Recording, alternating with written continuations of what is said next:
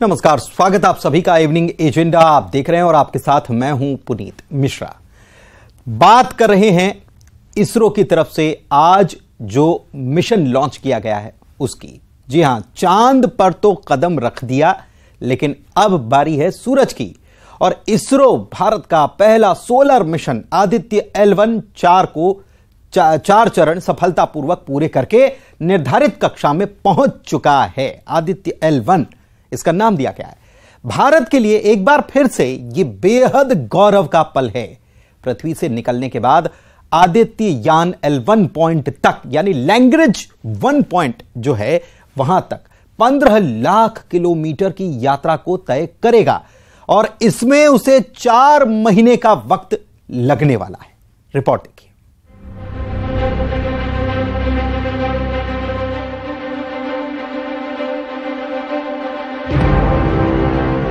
चांद के बाद अब भारत मांगे सूरज। भारत ने रचा एक और इतिहास। सूर्य की यात्रा पर आदित्य L1। सूरज के रहस्यों से उठेगा पर्दा। चलो सूरज की ओर।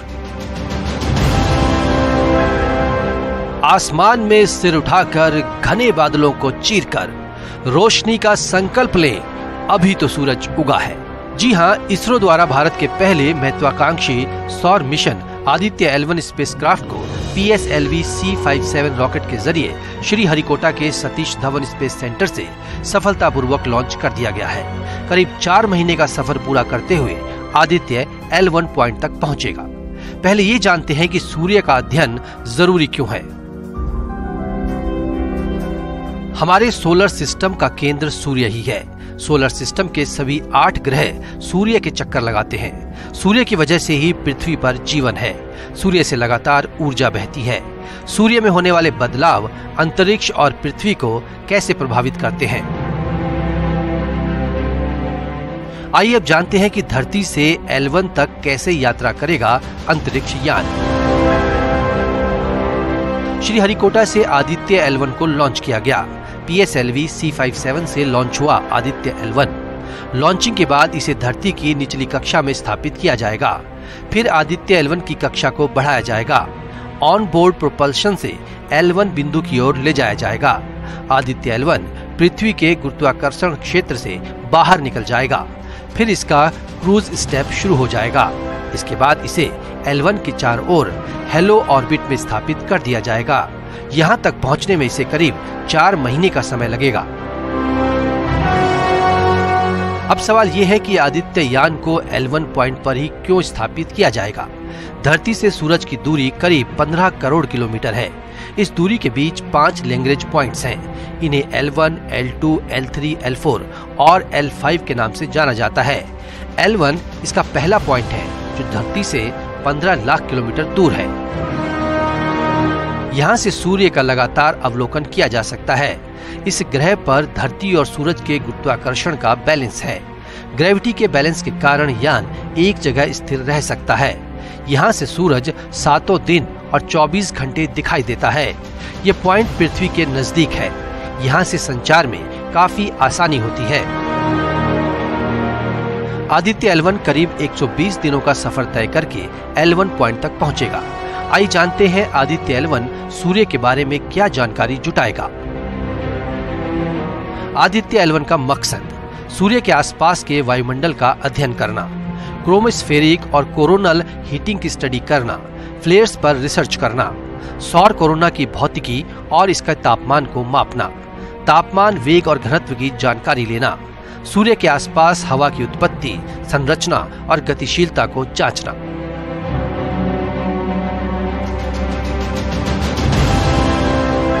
आदित्य L1 पर ऑन बोर्ड कुल 7 पेलोड्स हैं। इनमें से 4 रिमोट सेंसिंग पेलोड्स हैं और 3 इन सिटू पेलोड्स हैं। सूरज इतना विशाल है कि इसमें 13 लाख पृथ्वी समा जाएं। ये इतना गर्म है कि 1 लाख करोड़ परमाणु बम के विस्फोट से निकली ऊर्जा भी फीकी पड़ जाए। वैज्ञानिकों के अनुमान के मुताबिक सूरज 460 करोड़ साल का हो चुका है। इसके अगले 1000 करोड़ साल तक बने रहने की संभावना है। आदित्य L1 सूरज के इन्हीं रहस्यों को खोजने में मदद करेगा। Bureau report, news 18। और आइए अब बात करते हैं अमित शाह के मिशन छत्तीसगढ़ की। 9 साल में 3,02,429 करोड़।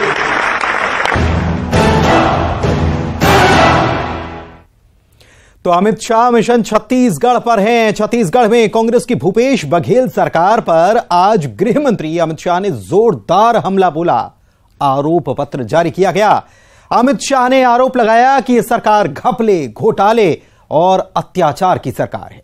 गृह मंत्री अमित शाह ने यह भी दावा किया है कि साल 2023 में अब यहां पर बीजेपी की सरकार बनेगी और 2024 में यहां की जो 11 लोकसभा सीटें हैं, इसकी 11 की 11 सीटें मोदी जी की झोली में आएंगी।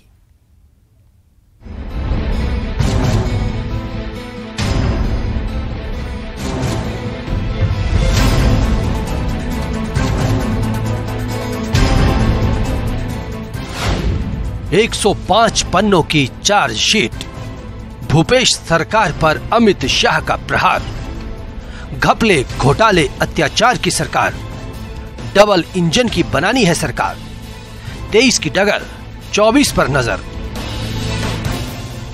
रायपुर में केंद्रीय गृह मंत्री अमित शाह ने छत्तीसगढ़ की भूपेश बघेल सरकार के खिलाफ 104 पन्नों का आरोप पत्र जारी किया।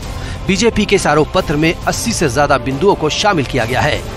इसमें सरकार के खिलाफ भ्रष्टाचार और वादा खिलाफी का आरोप लगाया गया। अमित शाह ने आरोप लगाया कि छत्तीसगढ़ में भूपेश बघेल की सरकार घपले, घोटाले और अत्याचार की सरकार है। ये सरकार वादा खिलाफी की सरकार है। चुनाव से पहले कांग्रेस सरकार ने गरीबों, किसानों, बेरोजगारों से जो वादे किए थे उसे पूरा नहीं किया गया। फिर से छत्तीसगढ़ विकास के पथ पर आगे बढ़े, इसलिए छत्तीसगढ़ से कांग्रेस सरकार की विदाई जरूरी है। यहाँ पर 5 साल तक घपले, घोटालों की सरकार, अत्याचार की सरकार और वादा खिलाफी की सरकार जो यहां चल रही है, भूपेश बघेल की सरकार, कांग्रेस पार्टी की सरकार, वो सरकार के खिलाफ जन जागृति फैलाने के लिए फिर से एक बार यहां भाजपा का सरकार बनाकर छत्तीसगढ़ को विकास के रास्ते पे ले जाने के लिए आरोप पत्र लॉन्च करने का कार्यक्रम किया है। छत्तीसगढ़ की कांग्रेस सरकार पर जोरदार हमला बोलने के साथ ही अमित शाह ने दावा किया कि 2023 में बीजेपी छत्तीसगढ़ का चुनाव जीतेगी और फिर 2024 के लोकसभा चुनाव में 11 की 11 सीटें भी जीतकर मोदी जी की झोली में आएंगी। 2019 में हमने 11 में से 9 सीटें जीती और मुझे पूरा विश्वास है कि 23 के चुनाव जीतने के बाद 24 में 11 की 11 सीटें फिर से मोदी जी के नेतृत्व में फिर से एक बार केंद्र में मजबूत भारतीय जनता पार्टी की एनडीए की सरकार बनेगी। परंतु उसके पहले छत्तीसगढ़ में पूर्ण बहुमत की भारतीय जनता पार्टी की सरकार। अमित शाह ने भूपेश बघेल सरकार पर हजारों करोड़ के घोटाले करने का भी आरोप लगाया। अमित शाह ने कहा कि कांग्रेस सरकार आदिवासियों का हक मार रही है। ये सरकार वादा करके भूल जाती है। गृह मंत्री अमित शाह ने आरोप लगाया कि कांग्रेस के राज में धर्म परिवर्तन की बयार बही है। हजारों करोड़ के घोटाले करने वाली ये भूपेश बघेल की सरकार चाहिए या विकास का रास्ता प्रशस्त करने वाली भारतीय जनता पार्टी की सरकार चाहिए? छत्तीसगढ़ की जनता ने तय करना है। आदिवासियों के अधिकारों की रक्षा पर वादा करके बैठे भूपेश बघेल की सरकार, जिसके शासन में अप्रत्याशित तौर पर धर्म परिवर्तन की एक बयार आई, वो सरकार चाहिए या आदिवासियों की संस्कृति को फिर से एक बार सुरक्षित और संवर्धित करने वाली भाजपा? केंद्रीय गृह मंत्री ने कहा कि भूपेश बघेल की सरकार परिवारवाद, भ्रष्टाचार और दिल्ली दरबार वाली सरकार है। कांग्रेस की सरकार भ्रष्टाचार को खत्म नहीं कर सकती। भ्रष्टाचार को खत्म करने का संकल्प बीजेपी के पास है। इसलिए केंद्र में मोदी सरकार और छत्तीसगढ़ में बीजेपी सरकार जरूरी है। भ्रष्टाचार, परिवारवाद, जातिवाद और दिल्ली के दरबार के दरबारी छत्तीसगढ़ का भला नहीं कर सकते। छत्तीसगढ़ का भला कर सकते हैं केवल और केवल भारतीय जनता पार्टी की सरकार, जो नरेंद्र मोदी नेतृत्व में डबल इंजन की सरकार के रूप में कर यहां पर फिर से एक बार विकास की बयार लाई। मित्रों, छत्तीसगढ़ को अटल जी ने बनाया, छत्तीसगढ़ को भाजपा ने संवारा है और मैं आज कहने आया हूं कि भ्रष्टाचार, घोटालों और अत्याचार से छत्तीसगढ़ को भाजपा ही बचा सकती है।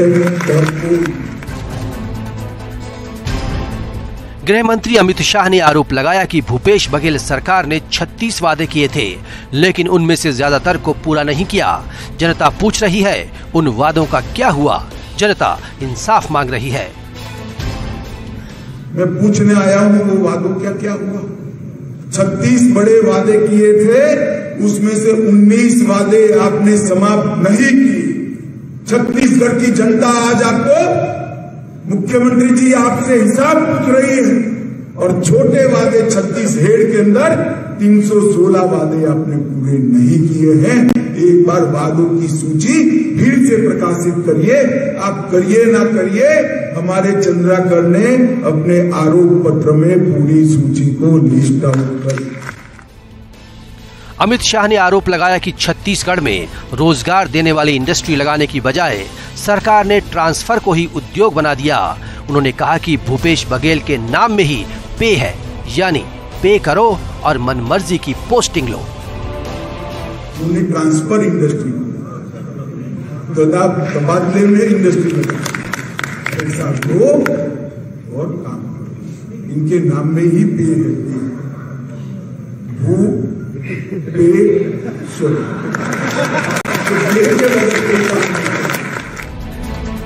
केंद्रीय गृह मंत्री अमित शाह ने आरोप लगाया कि छत्तीसगढ़ के मुख्यमंत्री ने जिला कलेक्टरों को लूट खसोट और भ्रष्टाचार करने में लगा दिया है। उन्होंने कहा कि सीएम चाटुकारिता में व्यस्त हैं और जनता से किए वादे भूल गए। छत्तीसगढ़ में इसी साल विधानसभा चुनाव होने हैं। आरोप प्रत्यारोप तेज होने लगे हैं। भूपेश बघेल सरकार के खिलाफ चार्जशीट ने चुनावी माहौल को और गर्मा दिया है। Bureau report, news 18। और चलिए बढ़ते हैं आगे और बड़ी खबर की बात करते हैं। नर्मदापुरम से बड़ी खबर आपको बता रहे हैं, जहां पर नदी में 5 बच्चे डूब गए। ये खबर आपको बता दें नर्मदापुरम के बनखेड़ी की से आई है, जहां पर दूधी नदी बहती है और यहां पर 5 बच्चे इस नदी में डूब गए। डूमर गांव में दूधी नदी के जैतवाड़ा घाट पर यह हादसा हुआ है। बच्चे ये नहाने के लिए गए थे। 6 की संख्या इनकी बताई जाती है और गहराई में जाने की वजह से 5 बच्चे जो हैं वो डूब गए हैं। अब बच्चों की तलाश की जा रही है। पुलिस और ग्रामीण सर्चिंग करने में जुटे हुए हैं ताकि बच्चों का पता लगाया जा सके, लेकिन अभी कोई कामयाबी नहीं मिल पाई। जो जानकारी है उसके मुताबिक 6 बच्चे जो हैं वो नदी में नहाने के लिए गए हुए थे और गहराई में जाने की वजह से दूधी नदी में 5 बच्चे डूब गए। अब इनको खोजने का काम किया जा रहा है।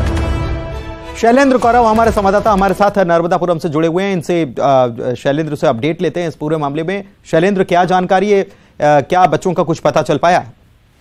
जी, बनखेड़ी के जो डूमर गांव में बहने वाली दूधी नदी है, वहां पर ये हादसा हुआ है और 5 बच्चों के डूबने की जो खबर है उससे पूरे इलाके में हड़कंप है। फिलहाल कलेक्टर नीरज सिंह, एसपी गुरकरण सिंह सहित तमाम अमला जो है वो मौके पर है और रेस्क्यू की कोशिश की जा रही है। इस बीच नरसिंहपुर की जो टीम है वो भी रेस्क्यू के लिए पहुंची है। लेकिन सबसे बड़ी जो तकनीकी दिक्कत आ रही है, 30-40 फीट पानी है इस समय, बाढ़ का पानी, और जो गड्ढा बन जाता है नदियों में आमतौर पर, उसके कारण जो है ढूंढने में कठिनाई हो रही है।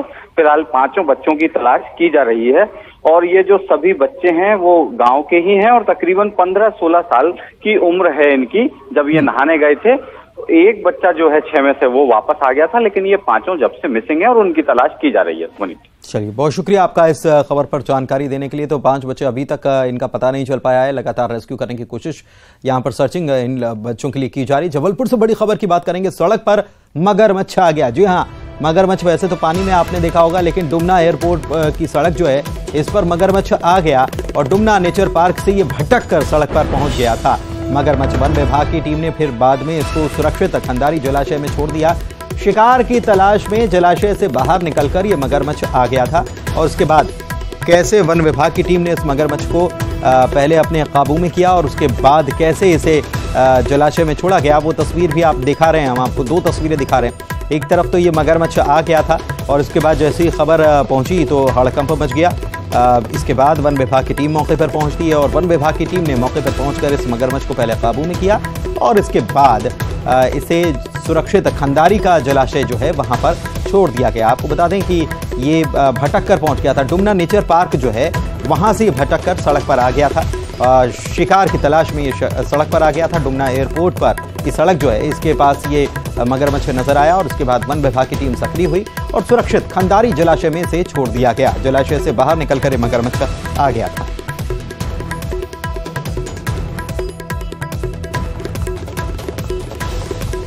पवन पटेल हमारे संवाददाता जबलपुर से जुड़े हुए हैं, उनसे बात करते हैं। पवन, वाकई में जिसने भी नज़ारा देखा होगा कि इतना बड़ा भारी मगरमच्छ जो है वो सड़क पर नजर आया तो रोंगटे ही खड़े हो गए होंगे लोगों के।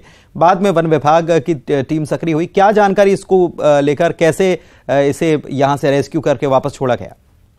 जी बिल्कुल पुनीत, ये एक बड़ा मामला इसे कह सकते हैं क्योंकि डुमना रोड पर जो डुमना नेचर पार्क है वहां पर एक बड़ा तालाब है, खंदारी जलाशय इसे कहा जाता है और उसमें मगरमच्छों को रखा गया है और वहीं से निकलकर ये खमरिया गांव की तरफ जो डुमना एयरपोर्ट से लगा हुआ है वहां पर पहुंच गया था और काफी बड़ा मगरमच्छ है जिसे देखने के लिए लोगों की भीड़ भी जुट गई थी क्योंकि लोगों ने प्रत्यक्ष इतने बड़े मगरमच्छ को नहीं देखा। तो इसकी जैसे ही जानकारी ग्रामीणों को लगी, ग्रामीणों ने देखा तो पुलिस को सूचना दी गई और फिर पुलिस ने वन विभाग की टीम के साथ में पहुंचकर मगरमच्छ को सुरक्षित ढंग से पकड़वाया। कड़ी मशक्कत के बाद करीब 2 घंटे की मशक्कत लगी क्योंकि मगरमच्छ ऐसा लग रहा था जैसे भूखा हो और शिकार की तलाश में वहां पहुंचा था। ठीक है, शिकार की तलाश में पहुंचा था पवन, लेकिन ये आप बता रहे हैं कि जलाशय से निकलकर ये बीच सड़क पर आ जाता है।